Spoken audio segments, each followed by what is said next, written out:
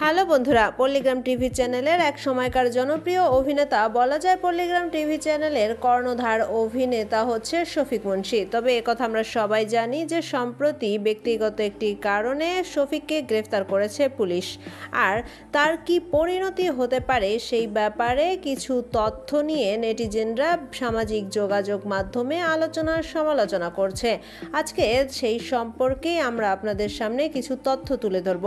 অর্থাৎ আজকের ভিডিওতে আপনারা জানতে পারবেন পল্লিগ্রাম টিভি চ্যানেলের জনপ্রিয় এই অভিনেতা শফিক মুন্সী যদি সত্যি দোষী হয়ে থাকে তাহলে তার কি পরিণতি হতে পারে সে সম্পর্কে জানতে হলে পুরো ভিডিওটি দেখতে থাকুন। তবে তার আগে একটি কথা বলি, ভিডিওটি ভালো লাগলে অবশ্যই একটা লাইক দিবেন।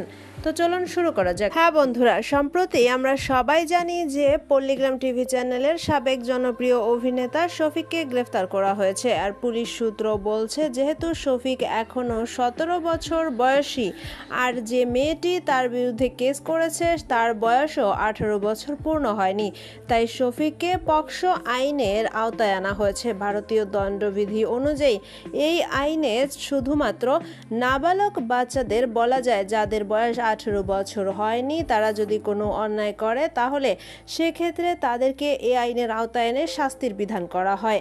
আর সেই আইনটি মূলত হয় 18 বছরের আগে ধর্ষণের শিকার কোনো ব্যক্তিকে নিয়ে। অনেকটা এমন, কেউ যদি বিয়ের প্রতিশ্রুতি দিয়ে শারীরিক সম্পর্ক করে তারপর সেই বিয়ের প্রতিশ্রুতি ভঙ্গ করে তাহলে এই আইনের আওতায় এনে তাদের বিচার করা হয়। অনেক সময় কয়েক বছর বা 10 বছর অথবা যাবজ্জীবনের জেলও হয়ে যেতে পারে। তাই শফিকের বয়স যেহেতু এখনো 18 বছর হয়নি, তাই তার বিরুদ্ধে যে মামলা করা হয়েছে সেটা এই ভারতীয় দণ্ডবিধির এই আইনের আওতায় এনে বিচার করা হবে। তবে এ ব্যাপারে নেটিজেনরা এমনকি শফিকের ভক্তরা মনে করছেন যদি শফিক সত্যি দোষী হয়ে থাকে তাহলে তার বিচার অবশ্যই হওয়া উচিত, কিন্তু তার জন্য প্রয়োজন সঠিক তদন্ত। খুঁটিনাটি বিষয় অবশ্যই খতিয়ে দেখা উচিত। মেয়েটি তাকে ফাঁসানোর চেষ্টা করছে কিনা এ ব্যাপারে অবশ্যই পুলিশকে নিশ্চিত হতে হবে। তাই পুলিশকে অবশ্যই এ ব্যাপারে সোচ্চার হতে হবে, কারণ শফিক যদি দোষী হয়ে থাকে তাহলে তাকে অবশ্যই শাস্তি পেতে হবে। আর যদি সে নির্দোষ হয়ে থাকে তাহলে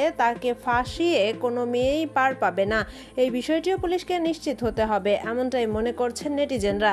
কারণ তা না হলে শফিকের মতো একজন নির্দোষ, যদি সে নির্দোষ হয়ে থাকে তাহলে তার ক্যারিয়ারটা ধ্বংস হয়ে যাবে, এমনটাই মনে করছেন নেটিজেন সহ পুরো নেট দুনিয়া। তো বন্ধুরা, শফিকের বিরুদ্ধে মামলা, তার গ্রেফতার হওয়া এবং তার ভবিষ্যৎ পরিণতি নিয়ে পুলিশের করা কিছু বক্তব্য নিয়ে এই ছিল আমাদের ছোট্ট আয়োজন। ভিডিওটি সম্পর্কে আপনার কি মতামত অবশ্যই আমাদের কমেন্ট করে জানিয়ে দিবেন।